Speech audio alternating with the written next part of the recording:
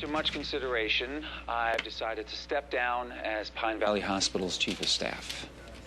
And with the board's endorsement, I'm pleased to announce Dr. Angela Hubbard will be taking over that position effective immediately. Thank you, Dr. Hayward. You'll be a tough act to follow. Why are you giving up the position, Dr. Hayward? The demands of the job, along with my surgical duties, have been constraining my home life. Now I'll have ample time to focus on expanding my family. Are you expecting another child? Expecting one second. What's going on? David is stepping down as Chief of Staff. Why? Probably to spend more time than us apart. I hope to follow in the esteemed footsteps of Dr. Joe Martin, who ran this hospital with heart and dignity and strength. Hey, how's my little man doing? He's fine.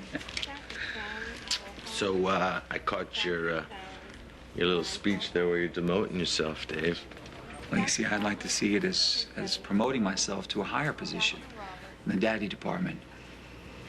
Soon we'll have a baby on the way. I thought it would be nice to be able to be there and help out at home.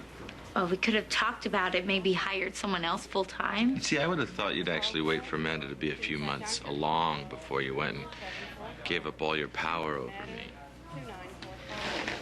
Is that really what I'm doing?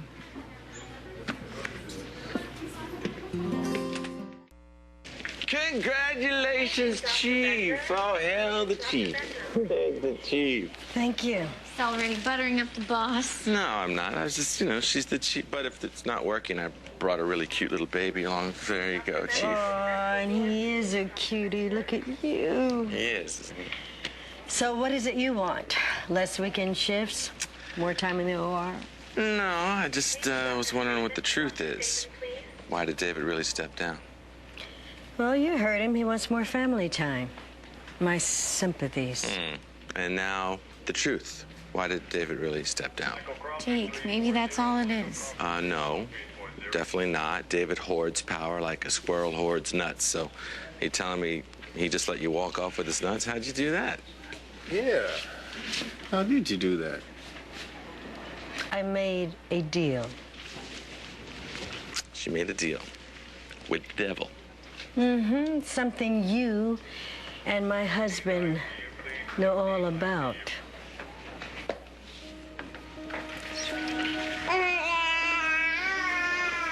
Yeah, hey, oh, hey. Could you sit down, please? You know, maybe whatever Angie has on David, we could use to get custody of Trevor. You know, and then I could skip the whole fertility appointment. Well, first of all, I gotta believe that Angie knows that David is blackmailing you to make this happen. So if she had anything on him at all, she'd be helping us, don't you think? Not if she was already using it herself to get ahead. Do you hear? Can you sit down, please? You're making me nervous, please. This is Angie. This is Angie we're talking about here. Are we talking about the same Angie? It is no coincidence that she ended up with David's job, Chief of Staff. There's no way he would give up that job without a fight. Okay, I'm desperate. I just keep thinking about these next 9 months living under David's watch. You know, the deal is done, but today it gets real. Jake, I'm about to meet with a doctor about having David's baby. Don't do it. We'll find another way. Just don't do it. We've already looked. There is no other way, Jake. If I back out on this plan, then I lose you to jail. I lose Trevor to David. I lose everything. You know what happened today? David stepped down as Chief of Staff, right? What does that mean? That means he doesn't have control of me at work anymore. No control. And in 9 months, if you go through with this, he won't have control over you either. But how do we get through the day-to-day, you know, for the next 9 months? Because we just let David keep thinking that David's making all the rules, right? And eventually, when he slips up, and he will, we'll move in and we'll go for custody of Trevor and the new little brother or sister. David will fight us. But screw David. Screw him. I need you to believe that we can conquer anything together, okay? I really need you to believe that. I believe in you. Mrs. Martin, the doctor's ready for you.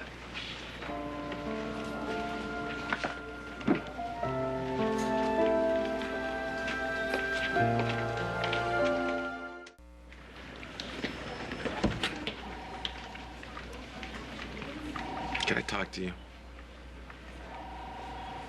I mean, I hate to do this to you right after nap time or whatever, but I got good news for you and bad news. Now, the good news is that you're gonna have a little brother or sister. Huh? High five. Give me some skin.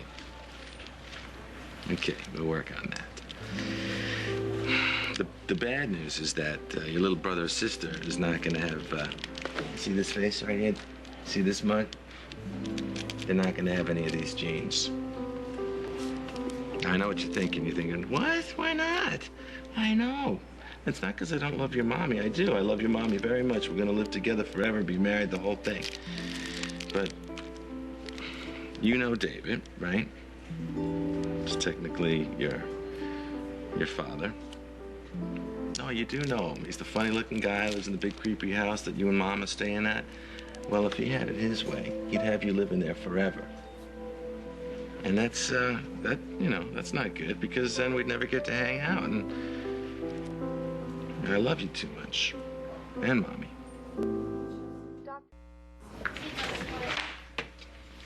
Everything looks normal, Mrs. Martin. You have several viable eggs, no blockage in your fallopian tubes, no trauma from previous childbirth.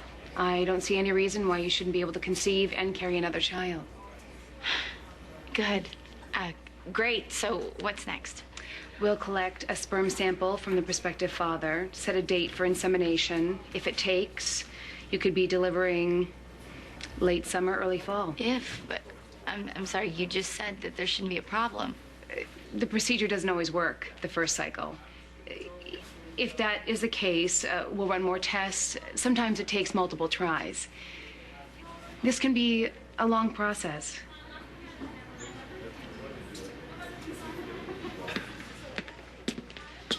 Hey, Trevor. Daddy's here. I just had my checkup. We're thrilled for you. Yeah, I'm sure you are. Where's Amanda? Amanda's in with the doctor. See, back when you were chief of staff, this would be about the time that you'd send me off to the lab to pick up some paperwork or check in with a patient, anything to make sure I didn't spend quality time with my girl. Now, I gotta tell you, Jake, there's something poetic about this. You in the waiting area, watching the door, hoping Amanda will come walking in any minute. You do this at home, too? Ooh, someone's Mr. Cranky Pants because they gave up their title. Oh, no, not at all. No, the only title I care about these days is Dad. At the rate you're going, you'll have a better shot at being chief of staff. Well, I gotta be honest with you, Dave. I'm jealous. A day doesn't go by that I didn't wish that I was Trevor's real dad. I'd be a good father to him or the new little ones. But I'll wait. 9 months. And then we'll make babies out of love and a family. And that, my friend, will be worth the wait. You keep telling yourself that. A lot can happen in 9 months. Mm-hmm. I'll see you back at home, son. The nanny here can change your diaper.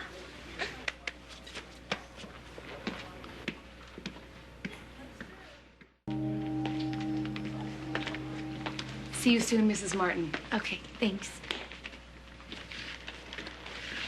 Something wrong?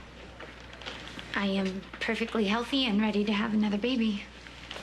Well, that's what you wanted, right? I know. It's just the doctor said that it could take longer than I thought. I want this to be over.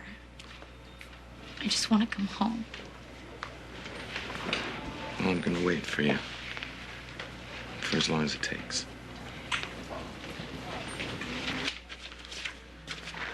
Well? I can schedule her first insemination mid-month. Just in time for the holidays. Perfect time to give thanks for my new family.